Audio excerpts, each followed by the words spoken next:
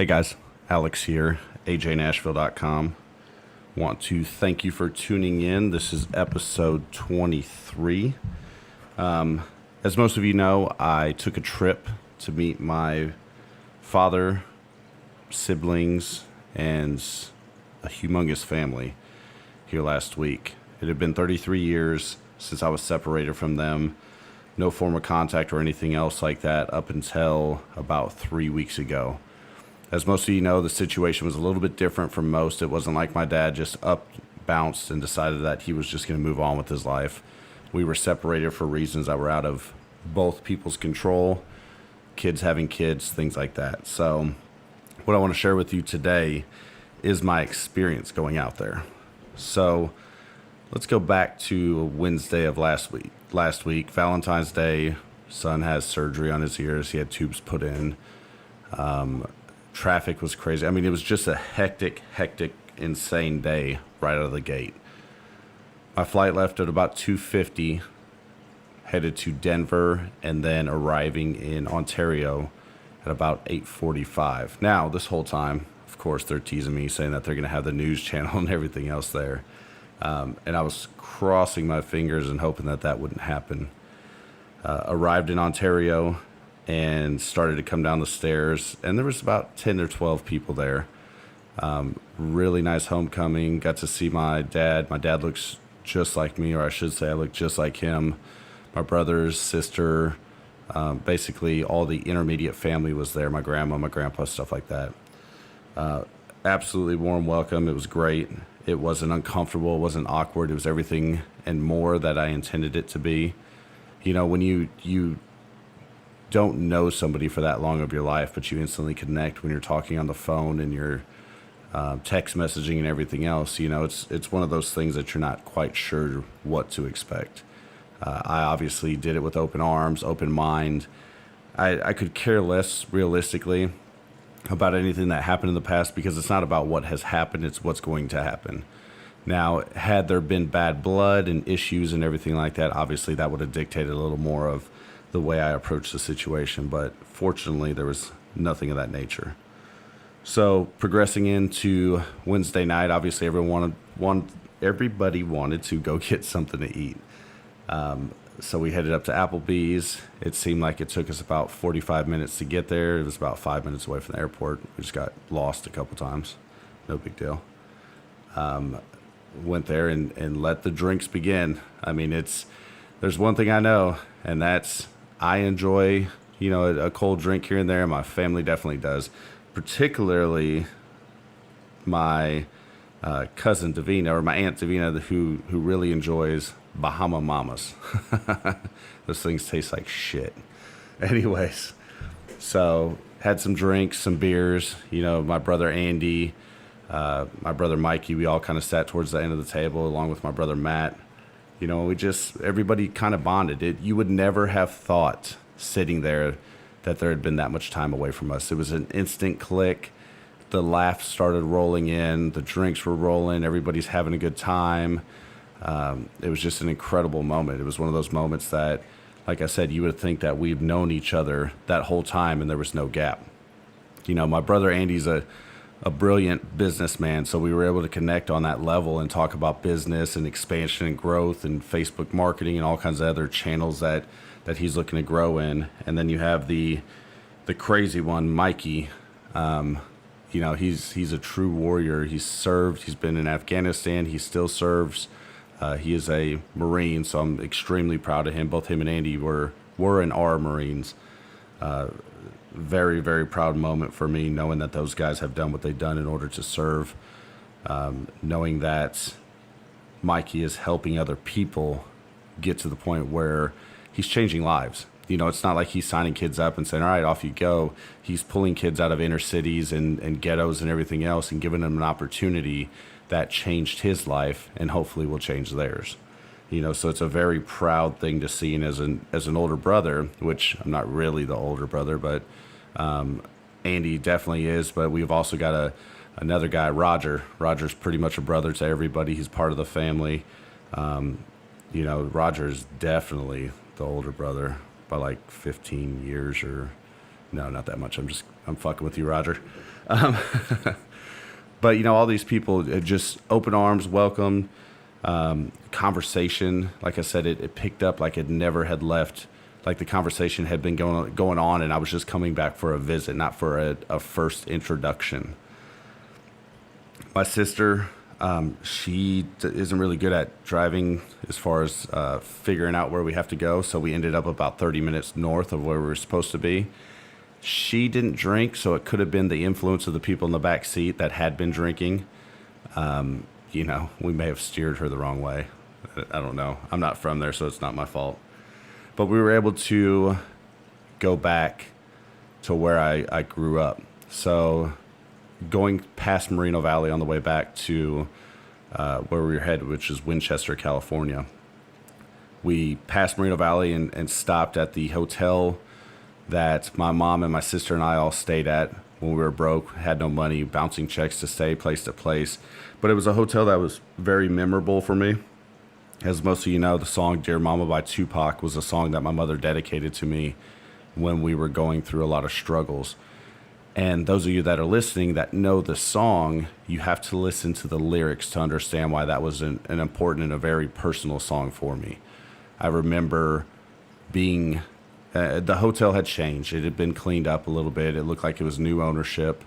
But I remember the room that we stayed in and the place where to fill the ice was right across. The structure of the building didn't change, just the colors and the landscaping. So it brought back a rash of memories. And then we headed towards the home that I lived in, the house that was my grandma's, that ultimately got raided by the police, that got foreclosed on. And it was really weird because on the way there, a lot of things started to look familiar. The city itself had grown, the city itself had changed, but a lot of things looked the same. I knew where I was at. Could I get lost if you said, here you go, find your way? Probably so. Or not, because I have an iPhone and it has GPS. But if that wasn't the case, I could have got lost, but I could have navigated around decently. So we went past the old house. I didn't want to get out or anything like that. At that point, it was midnight, 1 o'clock in the morning. The last thing I wanted to do was have people think we're out fooling around or something. I just wanted to see the house, and I wanted to see my buddy's house that was a longtime friend, the house that I was standing in front of when the SWAT team and everything showed up at my house. So we drove past there as well. Got back to Yvette's house. Now, Yvette's my closest aged sibling. She's my sister. She's 20. No, I'm just kidding. She's not 20. But anyways, we're only a couple years apart. And her husband have an absolutely amazing home, located right down the road from wineries. Beautiful home, just recently built, I believe.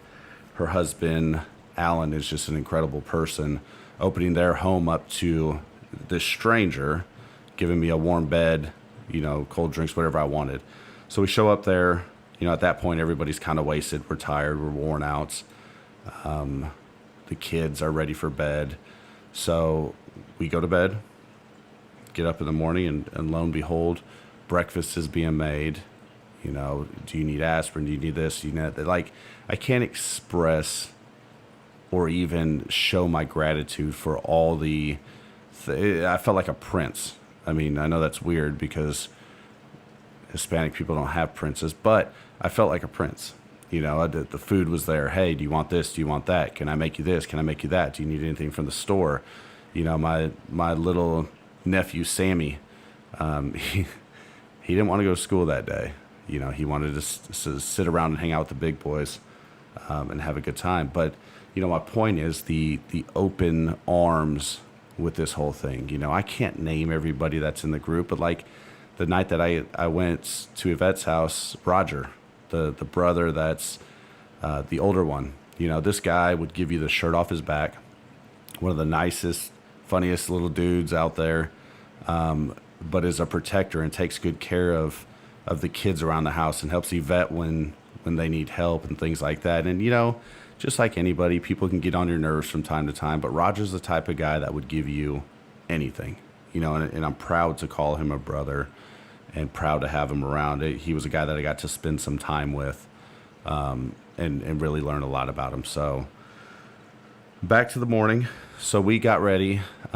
We were supposed to leave to go to San Pedro around, I think it was like 8 or 9 or something like that. But, my dad always runs behind. He's a slow one. So just kidding. We didn't wind up leaving until about 10:30. But, once again, the hospitality was there. My dad's wife, Elena, she was super, super nice. Very proud to call her Alicia, not Elena. I'm sorry. I'm reading my notes here. I have a million things written down. Very proud to call her a mother.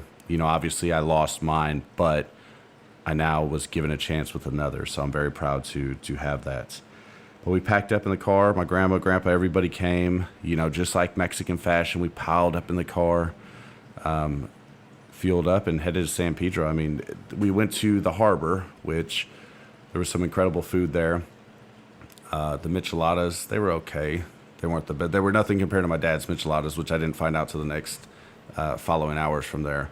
But, we hung out, took pictures, and everybody was just so excited, to be there, that I was there. It's something that I never felt before. I never felt the emotion and the genuine excitement to have me around, which that's something I was missing in life. Like most of you guys know, I went a large portion of my life feeling alone, feeling like I had nobody. And then when my mom passed, I really felt that way. I've always had my stepdad, Ed. He's always been there for me. So don't get me wrong. I've got my brother, I've got my sister, but there's a missing piece. And for years and years and years, I searched for my dad and never had any success. It was always a dead end. I mean, the DNA test, most of you don't know this, but I did the DNA test initially in hopes that it would connect me to the missing side of my family. I did it with hopes that, it would connect my family tree on Ancestry and I'd be able to reach just that one person. And to no avail. I mean, I figured out the British side of my family, but that's a bloody fuck up if you ask me, because I didn't get the other side that I was really after. So being there and hanging out and taking pictures and having people that genuinely want you there was a nice feeling, and obviously I feel that way at home and everything, but I'm just talking about the missing bits of family. How would you feel if you woke up tomorrow and you had 4 brothers and a sister and a mom and a dad and a grandma and a grandpa? Now I realize I had all those people, but I didn't realize that I had all those people. So we carry on into Thursday evening. We hung out. Like I said, we had the nice dinner. And really just got a chance to be around family and kind of do the things that family does, poke fun at each other and have a good time and get to know each other. The crazy thing is, somebody shared this on my wall. Family is kind of like, a family tree is kind of like a nut tree, or I can't remember, a family tree, something, you shake it and all the nuts fell out. That's all of us. We instantly connected. People had the same humor I had, the same thoughts, the same perspective on a lot of things. It was crazy. Like I said, it was like we had been together for 20, 30 years, 40 years. Well, not 40 because I wasn't around then. Maybe Roger was. But it was definitely a great feeling. That night I was able to meet Alan. That dude is impressive as shit. So here's a guy that you can tell he's put in work and has lived a life that most of us wouldn't be able to hang with. That he probably had a rough upbringing as far as just not in a bad way, but just an upbringing that may have been a little more difficult, not from a family standpoint, but making some decisions that maybe other people wouldn't make or anything like that. But the thing is dude is solid as fuck. He is smart. He's a mechanical engineer. You could look around the house and see all the things he had done to make the house look even more beautiful than it did. This house embarrassed the neighbors' homes by the stamped concrete and the stained concrete and things like that he did. Just a super impressive, super nice guy, really, really organized, a person that works his ass off to make sure that him and his family have everything that they need and more. So I can't say enough about Alan. I'm glad that my sister found a person that is like him, because it's definitely a situation that he's a one of a kind guy, and he would do anything for family, anything for his kids, and here's another person, once again, stranger in his home, took him in, and just incredible. Made me feel like I belonged, and that's different when you're in somebody else's home and the man comes home. It gets a little uncomfortable because you don't know if you should be there, if you were wanted there, if you need to be there. But he never made me second guess any of those feelings. He treated me as if I was always there.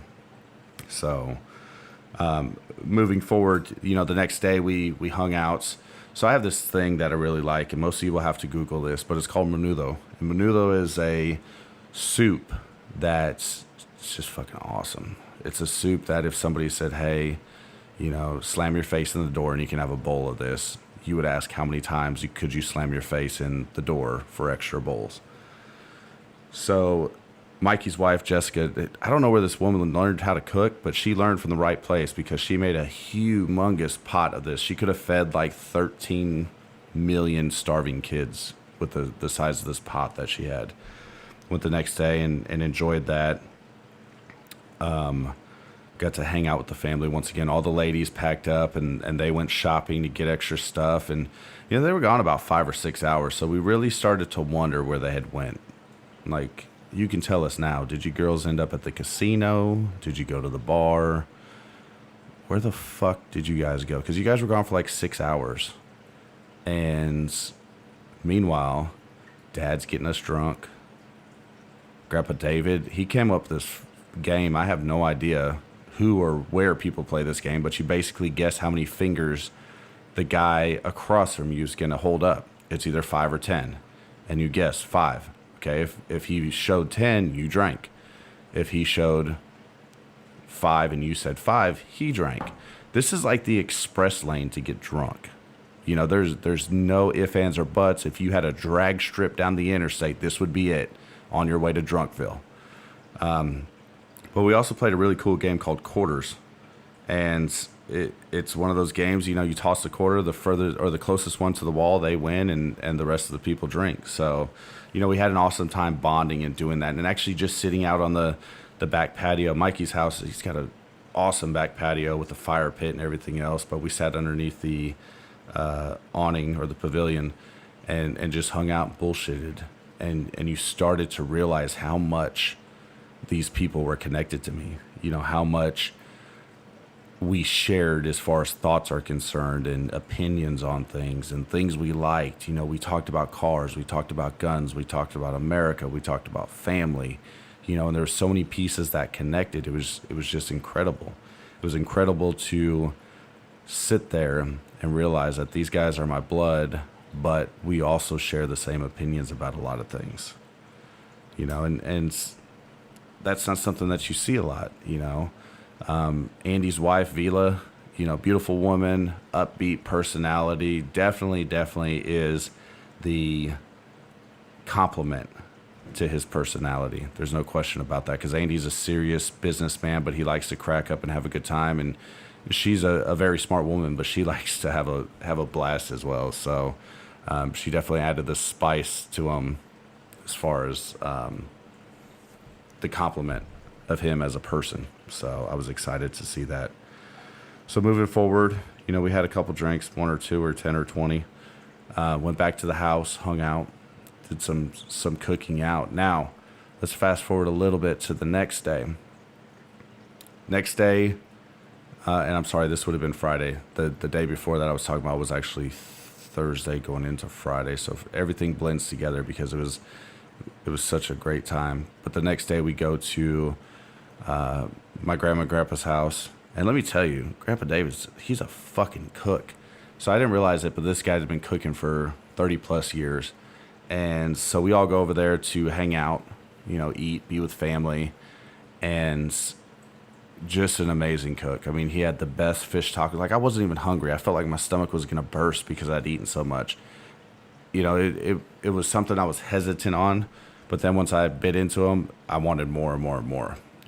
Unfortunately, I only had room for two, but just an incredible cook.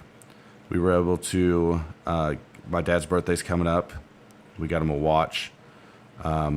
Yvette kind of almost blew that as we were sitting at Michael's house. She texted and asked something about the watch. It wasn't about the watch directly, but it was something to do with the money for the watch in a group text that my dad happened to be on. So she almost fucked up, but we were able to save that.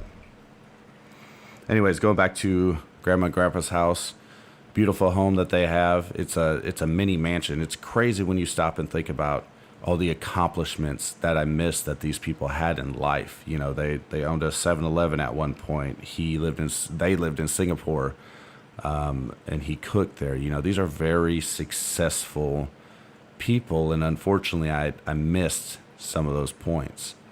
But that's all old news. Now we have time to move forward and have other memories and other points. So like I said, we surprised my dad with the cake and his watch, you know, and he gets a little emotional. He's a guy about my size. He looks almost identical to me. You know, if I shaved my head and grew a little gray on my beard, him and I would be basically twins. But even more than that, you know, he's a very thoughtful, giving person, very emotional person. And the one thing that I can say that I really enjoy about him is he's always looked out for people in his community and given back. So many stories of people that had nowhere to go that ended up there and he took care of them. And so many stories about, you know, people that needed help and he helped them out and Alicia helped them. You know, that's what makes me feel good about the whole scenario, the whole situation, you know, because I'm the same way. Those of you that know me know that I would do anything for anybody as long as I could do it without injuring myself or my family. So we did the cake. He did the tears. He basically spit on the cake, so that made that damn thing worthless. But the fun thing was afterwards, everyone gathered together. There was dancing. There was music. Andy's got these two fucking Bluetooth microphones, and with Andy and Mikey on the microphones, that's like being in a club in Tijuana or something. It was just insane. They're dancing. They're having a good time. Everyone's telling me to dance. Everyone's telling me to have a good time, which I was having a great time. But I don't dance. You know, I just kind of stand there and watch, but I was having a blast. The one thing that I didn't see the whole time I was there was I didn't see the picture that my grandma kept on the wall of me and my Aunt Davina from when I was 3 years old, basically around the last time that they saw me. I happened to miss that the night that I was there, which I don't know how, because I pretty much leaned on the wall that it was on the whole time I was there, but maybe, I don't know, maybe I had too much cake or something, or fish taco alcohol, but I didn't see it. So later on, we're leaving, and we have to pack up some tables, and I'm not an idiot. We start packing tables, not one table, not two. You probably could have fooled me with three. You probably could have said, hey, we're going to have a garage sale, which I would have thought is bullshit because there ain't nothing in that garage that anybody would sell because it's all nice stuff. But, you know, we pack up like 6 or 7 tables or something like that and put them in the back of my dad's truck and head back to Yvette's house, hang out, share some beers, share some more memories, go to bed, get up in the morning. House full of people. Once again, everybody being accepting. How'd you sleep last night? Do you need anything? Are you okay? You know, how do you feel? Just all the right things. And of course, I noticed that, hey, see, here's where my dad fucked up. He said, hey, will you give me a hand? And had me help him unload the tables. Once again, I'm not an idiot. I knew that something was going down, some type of celebration, some type of party. What I didn't know was the magnitude of this party and the effort that went into it and the amount of people that would show up. I mean, honestly, if the Border Patrol showed up at this party, they would have to haul us off in fucking 25 different paddy wagons. There was like 50, 75 people that showed up to this thing. And it was a true Mexican party, fiesta. You know, there was all kinds of stuff going on. I'll get into that a little bit later because we did some other things hanging out. Ran some errands that day, went to the winery. So Alan, I don't know how Alan is a wine connoisseur. I don't know if he just like is secretly a wino and sneaks off and goes to the wine, but he knew a lot about those areas. And so we got an opportunity for just the guys to sneak out and go to the winery, hang out, have some glasses of wine, have some incredible bread. Um, we were walking in, and the ladies, there's all of us. And mind you, we're walking into a winery. I'm tattooed up, shorts, t-shirt. Mikey just looks crazy. Andy looks like an old Vato from back in the day. And then you've got Alan, he's got the fleece on, but all of us have sunglasses on and everything, and we walk up. And then you got Grandpa David. He looks like the Godfather, like he's running his own cartel or something. And the lady's like, "Where are you from?" And my dad turns over and looks. He said, "We're from Tijuana." It was the funniest thing ever, because as the day progressed, she was jokingly saying to people, "No, don't help them. They're lazy Mexicans from Tijuana." But we were able to hang out, and we were able to do some more bonding. We had these sample drinks. Alan became a member of the winery there and got some extra bottles. We sat out in the sun, enjoyed the beautiful day, flew the drone around, which those of you that are watching on the YouTube channel, you'll see some of the pictures that we got with the drone at the winery. We were able to get together. And when it was time to leave, of course, all the guys, except for Dad, didn't want to leave. We wanted to go to another winery. We whipped into one, and it was packed. Grandpa David could only do so much to make sure that our dad wasn't going to get upset for whipping in these wineries, because we had to get back. There was a party to be had. We get back, and no one had gotten there yet, but people started pouring in after a short amount of time. So much family that honestly I can't sit here and name every single person, because if I did, it would take the bulk of this podcast. But one thing I can tell you is I have an aunt. Her name is Patron. Actually, her name's Angie, but she likes to feed me shots of Patron and Jello shots, which it was a great time. But we definitely hung out. We definitely drank. We had a blast. The food was amazing. We had pictures. We had kids running around, having fun, kids on bicycles going out and doing things. The grilled food. Alan is a beast on the grill. That food was amazing. But even crazier than that, my little nephew Art, he cooked while we were sitting there, and we were kind of, we were starting to get our buzz on. Everyone else had calmed down, but he went out and whipped up some food. Being able to see all the little kids play, the kids coming up and giving me hugs, the family members coming up and hugging me and telling me how much they missed me, and they're so happy that I'm there. It's just, I can't even go into how many different people showed up and the crazy time that we had.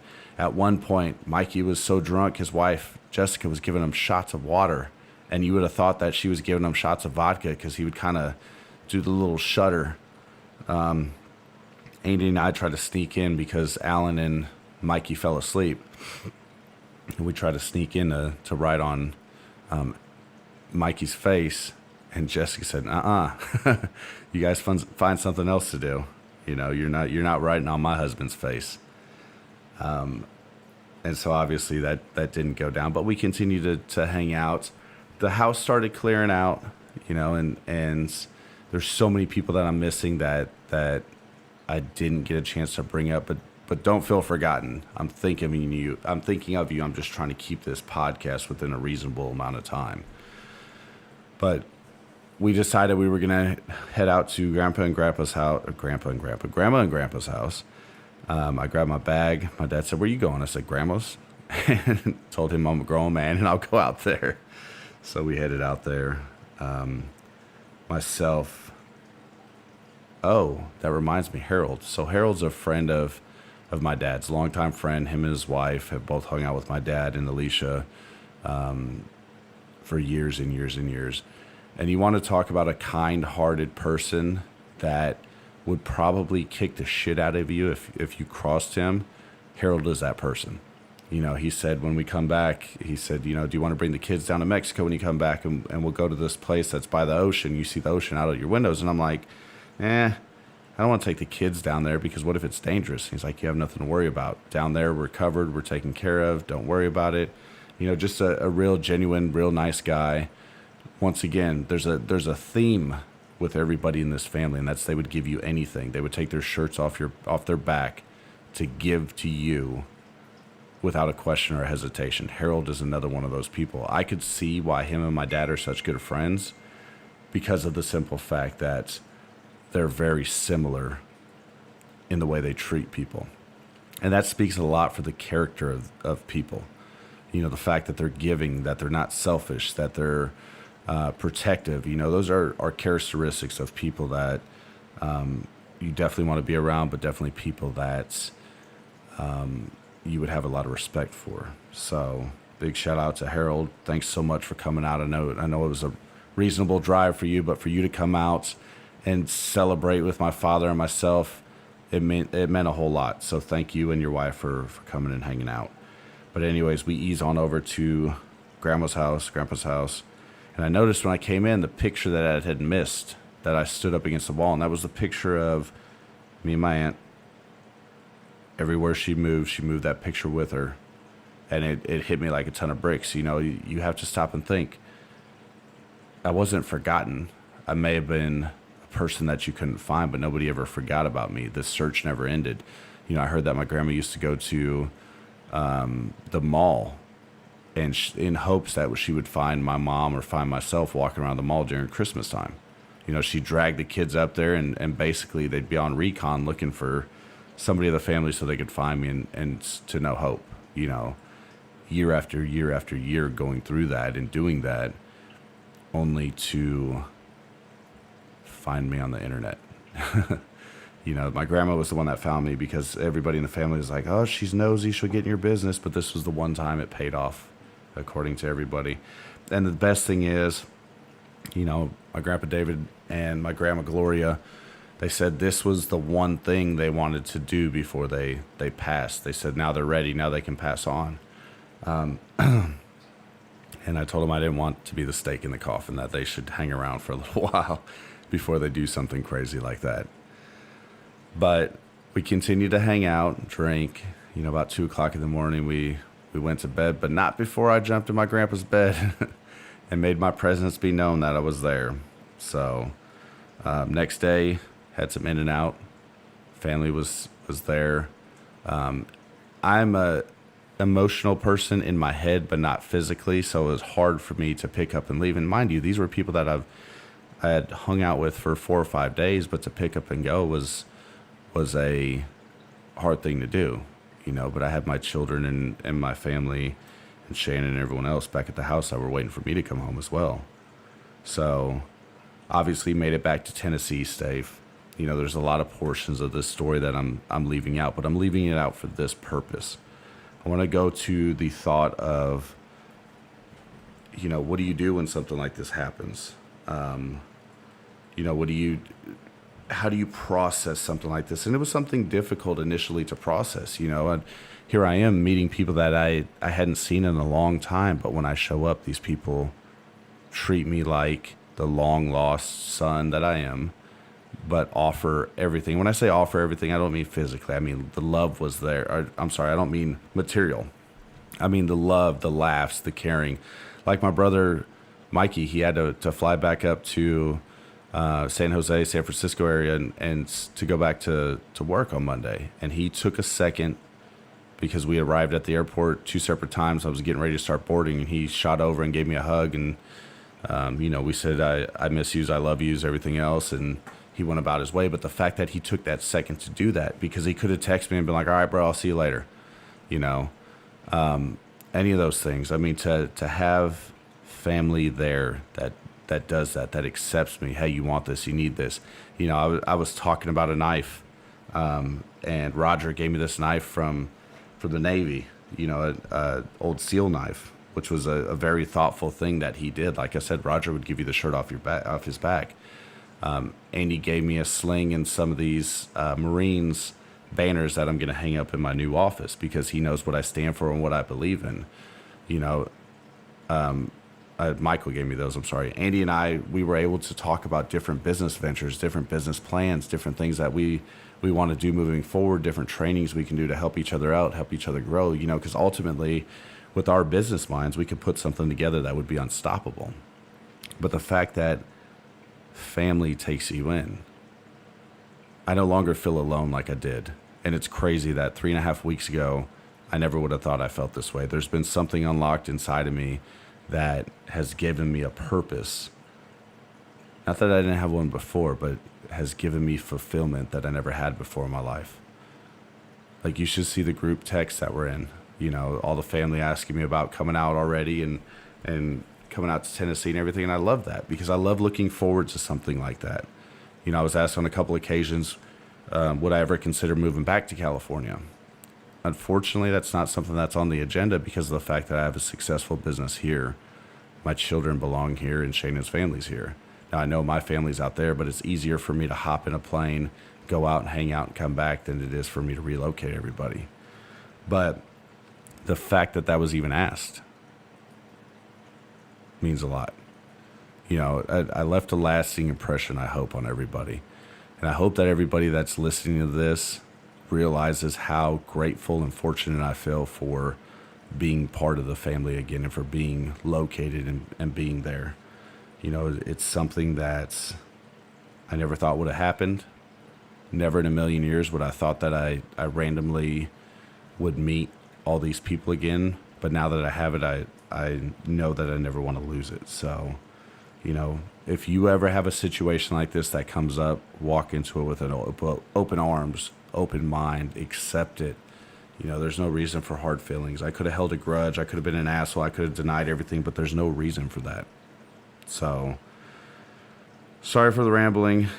Like I said, I had a bunch of different notes here that I had put in my phone along the way that I wanted to hit on.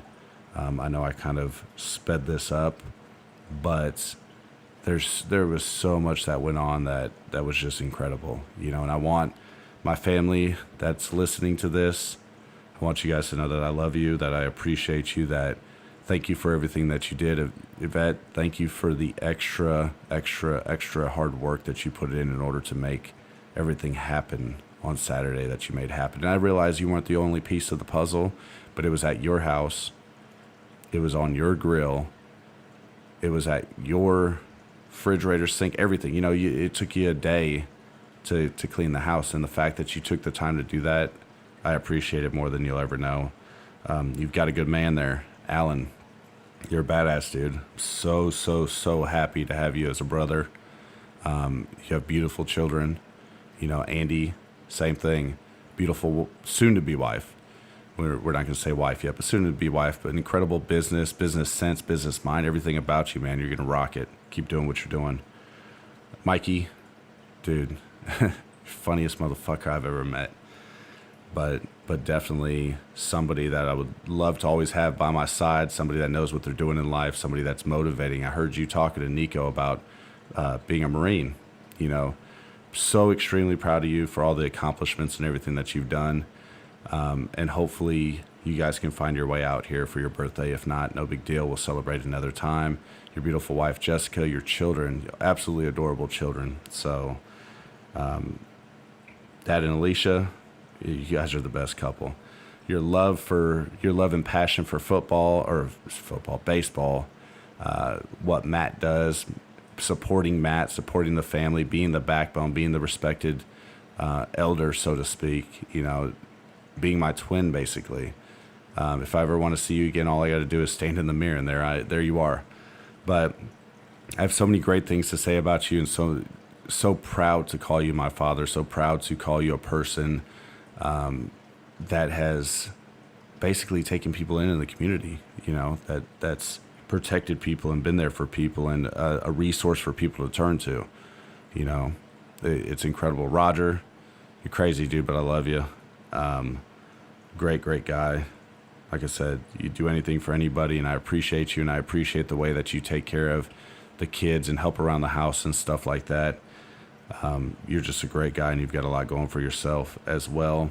Grandma, Grandpa, love you. So glad that I was able to hit that mark on the bucket list. This way we can reunite, rejoice, and hopefully see each other again here soon. I want to try to make it out there in May or so. Angie, can't fuck with you on that Patron. Crazy. Just fucking crazy. But no, it was great to know that You know, I was your living doll when we were younger. Now I'm just your living doll that you just get fucked up and 4 strings. I mean, I should have hid somewhere. Like I should have fucking hid in the shed or something. Davina, I love you, girl. You know, the picture of you and I trying to replicate the picture from back in the day, that didn't go over so well, but you know, you're there for me, you care for me, I love you, and I'm proud to call you my aunt, obviously. I almost called you my sister, but my aunt. The rest of the family that I'm leaving out, I love you guys. Thanks so much for doing what you did. Thanks so much for taking the time out of your busy days. You know, I know Saturday isn't just a free day where everybody can jump and stop what they're doing and come out and drive miles and miles and miles in order to be there. But every single one of you that took the time out of your evening and out of your daytime to come hang out, come see me, thank you. Thank you for that. To all the children, you guys, you are the most disciplined children I've ever seen. Art, Sammy, Alex, AJ, all you guys, you know, Isaiah, the list goes on. There's so many damn kids. That's how you can tell it's a Mexican household. There's fucking kids everywhere. But anyways, I'm going to go ahead and cut this off. I want to thank you guys so much for tuning in. Thank you guys so much for having a vested interest in my life and the support that you've shown.